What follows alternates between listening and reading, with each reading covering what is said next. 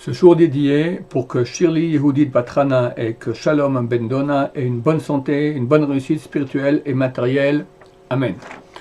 Dans quelques jours, à la fête de Shavuot, je vais vous raconter un beau chidouche du Or HaChaim HaKadosh, Rabbi Hanan Attar, un des grands hommes du peuple juif, écrit dans la paracha de la semaine passée, Bechokotai, donc c'est la dernière paracha du livre de Vaïkra, et elle contient 49 malédictions. D'abord, il y a les bénédictions, si on fait la volonté de Dieu, plus précisément comme débute la paracha, Im bechokotai telecho bet mitzvotai tishmeru. Si vous faisiez mes lois et vous pratiquez mes mitzvot. Rashi demande, c'est au nom des sages d'Israël, déjà il y a 2000 ans, ça signifie la même chose. Si vous faites mes lois et vous observez mes mitzvot. Alors, c'est quoi les lois? Disent Chazal, d'être amel batorah, de peiner en étude de Torah. Si vous peinez en étude de Torah et vous observez mes mitzvot, alors on a une suite de bénédictions extraordinaires. Si vous faites le contraire, vous ne peinez pas en Torah, vous pratiquez pas mitzvot, alors on a une série de malédictions, 49 malédictions de parashat. À propos de la première malédiction, le Or HaChaim HaKadosh donne l'explication suivante. Vous vous comporterez mal, si vous vous comportez mal, alors il dit, la Torah dit, Af ani esezot lachem. Moi aussi, j'agirai ainsi contre vous. Je vous enverrai l'angoisse, la peur. Deux sortes de fièvres très chaudes. Mechalot enaim, les yeux qui s'éteignent. Ou medivot nafesh, et le désespoir. Uzratem larik zarachem, et vous ensemencerez votre semence dans le vide pour rien. Pachalo oivechem, vos ennemis la mangeront. Bon, c'est les premières malédictions des malédictions. Or HaChaim HaKadosh dit un très beau chidouche. Il dit que ces malédictions ici, il y en a 5.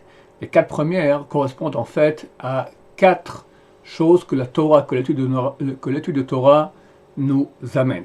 La première, je vous enverrai l'angoisse et la peur. Quand quelqu'un étudie la Torah, ça lui donne du date, comme ça il écrit. Le date, c'est la liaison qu'il y a entre la tête, ce que nous savons, et le cœur. De quoi provient l'angoisse? Je sais que des fois, je n'ai pas de quoi être angoissé, c'est l'imagination, mais mon cœur est plus fort que moi, d'accord? Le date, c'est la capacité à maîtriser notre cœur grâce à notre raison. La raison dira un message, oui, mais. Alors le corps, il commence, et la majorité des êtres humains n'ont pas du date. Donc ils rentrent dans des paniques, dans des angoisses, dans des trucs imaginatifs terribles. Quelqu'un qui a du date, et ça provient de l'étude de Torah, alors il n'aura pas d'angoisse. Ensuite, il parle d'une fièvre, d'accord, un feu qui dévore, une fièvre, 2 sortes de fièvres très fortes, la kadachat et la shachefet. Il dit, sache que la Torah est comparée à du feu, comme c'est marqué dans le prophète Jérémie, Kiko dvari kaesh neum Hashem, car ainsi est ma parole comme du feu, discours de Dieu. Du feu. D'ailleurs, dans un cours dernièrement, j'ai cité ce que dit la Gemara dans Souka 52, que si on est attaqué par le Sahara, surtout sexuel, alors il faut le traîner au Beth Midrash. C'est marqué ici, il est fait de fer, alors il éclate, ici il est fait de pierre, il fond. C'est pas marqué s'il est fait de pierre, il éclate, et s'il est fait de fer, il fond. S'il est fait de pierre, il fond, et s'il est fait de fer, il éclate. Et j'ai lu une fois que les météorites, quand elles arrivent dans l'atmosphère, la chaleur est tellement grande qu'il y a des particules et de métal et de minéral dans ces météorites. Le minéral fond et le métal éclate. Tellement cette chaleur, elle est grande. Alors, traîne le Yetzer Hara qui est attaqué au Beth Midrash, étudie la Torah et il part en cacahuète. Pourquoi? Parce que la Torah c'est du feu. Et le feu de la Torah peut dévorer le feu du Yetzer Hara. Plus que cela, c'est exactement la contrepartie, comme c'est le Or HaChaim HaKadosh. Ce que tu dis en Torah, Dieu punit les Réchaïm, les mécréants, en enfer ou autre purgatoire, exactement avec le contraire de ce que donne la mitzvah, ce que donne l'étude de Torah. La Torah donne un feu qui est réparateur, qui brûle tout le mal qu'il y a en nous, qui nous permet de nous purifier. Comme ça, je vous répète ces paroles, d'accord? Ça nous purifie complètement. Ceux qui n'ont pas eu cette grande chance, alors ils vont en enfer, et là-bas ils sont brûlés, et il faut aussi enlever toutes les impurifications, tous les péchés qu'on a fait, tout le mal qu'il y a en nous, avec le feu de l'enfer. Alors mieux vaut le faire ici avec l'étude de Torah, c'est beaucoup plus agréable. Regardez à quel point le Or HaChaim HaKadosh dit donc que celui qui étudie la Torah, il dit là-bas que l'enfer ne veut pas de lui. On a un exemple dans la Gemara Chagia, page 15, il y avait un des grands Rechaïm, un des grands mécréants de l'histoire, c'est un très grand sage d'Israël, c'était le rabbin de Rabbi Meir Balanes. Il s'appelait Elisha ben Abouya, il connaissait toute la Torah, un géant en Torah, et il a mal tourné. À tel point il était haut, c'est un des quatre qui est rentré dans le Pardès, il est rentré dans les mondes supérieurs, et vu qu'il était un peu tordu déjà à la base, il a mal compris des spectacles qu'il a vus là-bas, il a dit il y a deux entités. Il y a Dieu, il y en a d'autres, etc. Il a commencé à complètement partir en cacahuète, il a arrêté de faire Shabbat, il a rentré dans la débauche sexuelle. Il enseignait quand même la Torah encore en Rabbi, il allait sur le cheval, Shabbat, ce qui est interdit. Et Rabbi Meir le suivait et apprenait de lui la Torah, et arrivant aux 2000 amas, 2000 coudées hors de la ville, on n'a pas le droit d'aller plus que cette distance le Shabbat, et il a dit Rabbi Meir, arrête-toi, tu ne peux pas aller plus. Lui continue, d'accord. La Gemara raconte qu'est-ce qui se passe avec lui. Ce type-là, il a été contre toute la Torah, il croyait plus en Dieu, plus rien du tout, plus rien du tout. Il doit aller pas en enfer, il y a des enfers spéciaux, d'accord, très très graves. C'est marqué, il n'a pas pu aller en enfer. Pourquoi? L'étude de Torah qu'il avait faite empêchait qu'il aille en enfer. Tellement le feu de Torah qu'il contenait, ce feu-là, empêche de rentrer dans le feu de l'enfer. À ce point-là. Alors, le maître au paradis ne pouvait pas non plus, il est resté bloqué entre les deux. Rabbi Meir a dit, quand moi je vais mourir, je vais m'occuper de lui. Et il s'est occupé en fin de compte, avec Rabbi Yochanan aussi, en fin de compte, il a pu rentrer au paradis. En tout cas, regardez à quel point, même pour un rachat, un mécréant terrible, c'est pas un type qui sait pas. Aujourd'hui, les gens, ok, mais qu'est-ce qu'ils savent? Lui, il connaissait toute la Torah, il est rentré avec Rabbi Akiva, il est rentré dans les mondes supérieurs. Il enseignait Rabbi Meir Balanes, et après, il a tout envoyé balader. Il n'a pas de circonstances atténuantes. Il n'a pas pu rentrer en enfer à cause du feu de la Torah qu'il possédait. Donc par rapport au feu de la Torah que quelqu'un n'a pas appris, il aura hélas, dans les malédictions ici, le feu de la fièvre, le feu de la shachef et de la kadachat des fièvres terribles.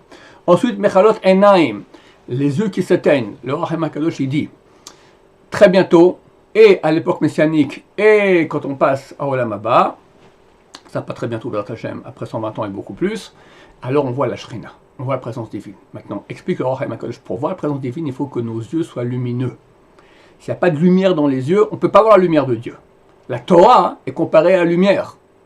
Oraita, le nom de la Torah en araméen, c'est Oraita. Oraita vient du mot or qui signifie lumière en hébreu, c'est de la lumière. Quand quelqu'un étudie la Torah, il devient lumineux, ses yeux deviennent lumineux, il peut voir la présence divine. S'il n'a pas étudié, c'est un grand sadique, il a tout fait bien comme il faut, il n'a pas étudié, il ne voit rien. Aveuglé, comme dit le prophète, regardez les aveugles. C'est quoi que le prophète Jérémie dit? Regardez les aveugles. C'est qui regarder? T'es aveugle. Ceux qui ne sont pas des grands mécréants, mais ils n'ont pas suffisamment étudié la Torah, alors ils veulent voir, ils ne voient rien. D'accord? Ou très très peu. En fonction de la grandeur en Torah, ainsi la vue qu'on aura de la Shrina sera beaucoup plus grande. Ensuite, dans la malédiction, Medivot Nafesh, le désespoir. Le Rachem HaKadosh, il dit l'étude de Torah, comme c'est écrit, Pikuda Hashem et Samchelev, les ordonnances de Dieu, elles réjouissent le cœur. C'est une source de bonheur. De bonheur.